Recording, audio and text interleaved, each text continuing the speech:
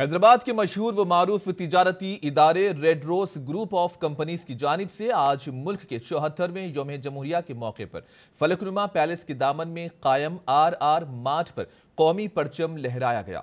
Red Rose group of companies के director Syed Irfan Uddin ने कौमी परचम लहराया।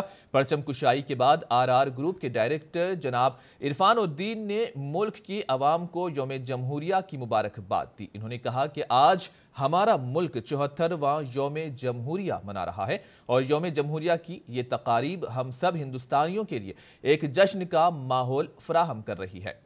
इस मौके पर RR मार्च के मुलाजिमीन, स्कूली तुलबा और दीगर भी मौजूद थे।